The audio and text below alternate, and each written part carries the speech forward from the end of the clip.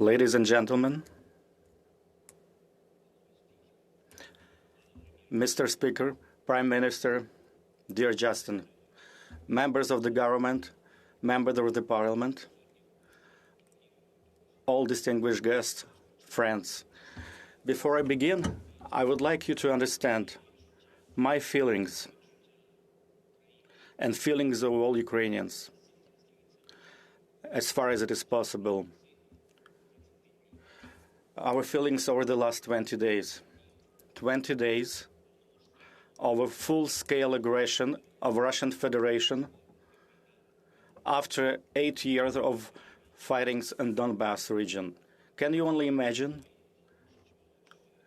Imagine that on 4 a.m., each of you start hearing bomb explosions, severe explosion. Justin, can you imagine hearing your children hear all these severe explosions, bombing of airport, bombing of Ottawa airport, tens of other cities of your wonderful country. Can you imagine that? Cruise missiles are falling down on your terrain, and your children are asking you what happened, and you are receiving the first news which infrastructure objects have been bombed and destroyed by Russian Federation. And you know how many people already died. Can you only imagine what words, how can you explain to your children that you just, full-scale aggression just happened in your country? You know that this is war to annihilate your state, your country. You know that this is the war to subjugate your people. And on second day, you receive notifications that huge columns of military equipment are entering your country, crossing the border. They're entering small cities. They are giving siege. They're encircling cities. And they start to shell civil neighborhoods. They bombed school buildings. They destroyed kindergarten facilities, like in our city, city of Sumy, like in city of Ochtyrka. Imagine that someone is taking siege, laying siege to Vancouver. Can you just imagine that for a second? And all these people who are left in such city. And this is exactly the situation that our city of Mariupol is suffering right now.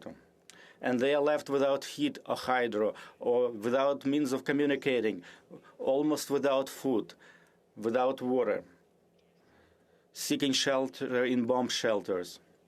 Dear Justin, dear guests, can you imagine that every day you receive memorandums about the number of casualties, including among women and children?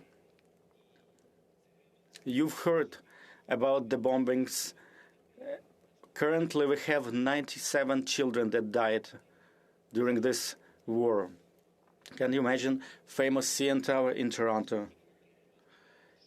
If it was hit by Russian bombs.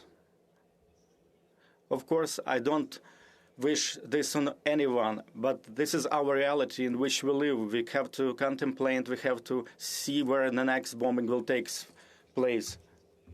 Your church square, we have a Freedom Square in the city of Kharkiv. Our Babin Yar, the place where victims of Holocaust were buried, and it has been bombed by the Russians. Imagine that Canadian facilities have been bombed, similarly as our buildings and memorial places are being bombed.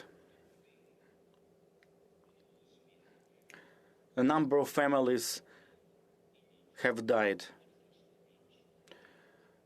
Every night is a horrible night. Russians are shelling from all kinds of artillery, from tanks. They are hitting civilian infrastructure. They are hitting big buildings. Can you imagine that there is a fire starting at a nuclear power plant, and that's exactly what happened in our country. Each city that they are marching through, they are taking down Ukrainian flags. Can you imagine someone taking down your Canadian flags in Montreal and other Canadian cities? I know that you all support Ukraine. We've been friends with you, Justin, but also I would like you to understand, and I would like you to feel this, what we feel every day. We want to live, and we want to be victorious. We want to prevail for the sake of life. Can you imagine when you call your friends, your friendly nation, and you ask, please close the sky, close the airspace, please stop the bombing. How many more cruise missiles have to fall on our cities until you make this happen? And in return, they express their deep concerns about the situation. When we talk with our partners, and they say, please hold on a little longer.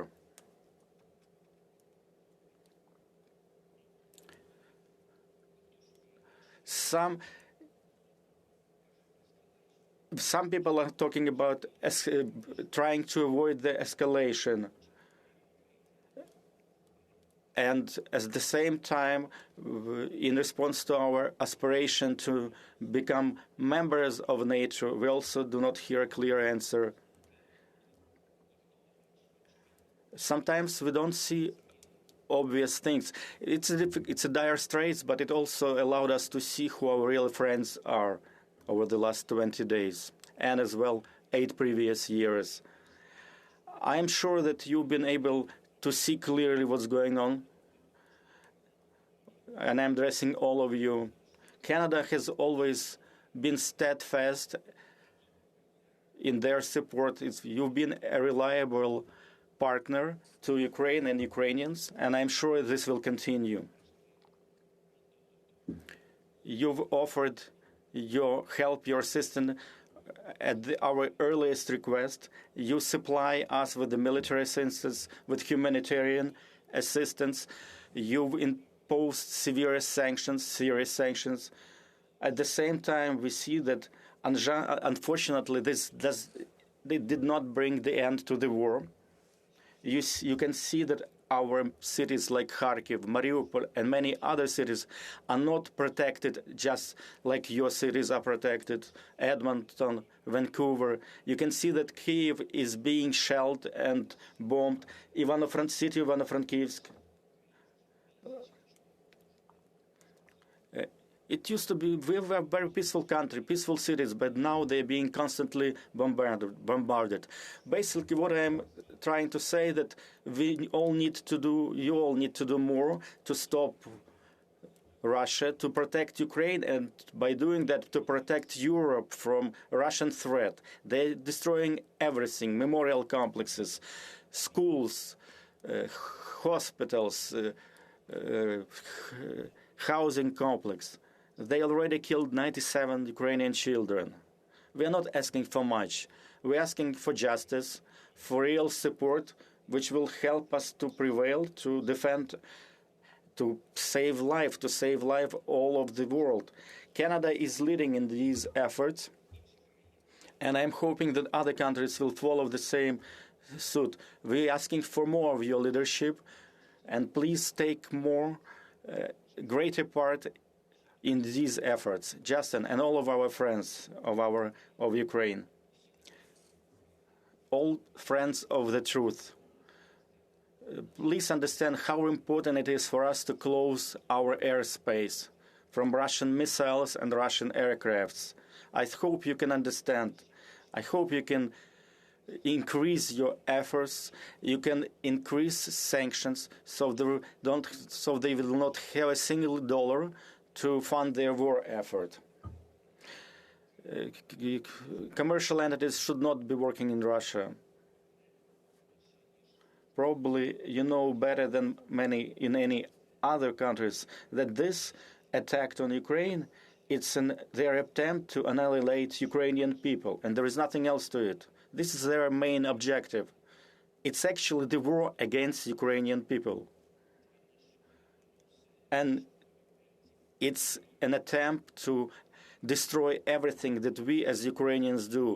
It's an attempt to destroy our future, to destroy our nation, our character. You Canadians, you know very well all this. That's why I'm asking you, please do not stop in your efforts. Please expand your efforts to bring back peace in our peaceful country. I believe, and I know that you can do it. And we are part of the anti-war coalition, and jointly I'm sure that we'll achieve results. I would like to also ask our Ukrainian diaspora in Canada. This is a historical moment, and we need your support, your practical support. And we hope that with your practical steps, you will show that you are part of the modern Ukrainian history. Please remember, this is a practical, modern-day history of Ukraine. We want to live. We want to have peace.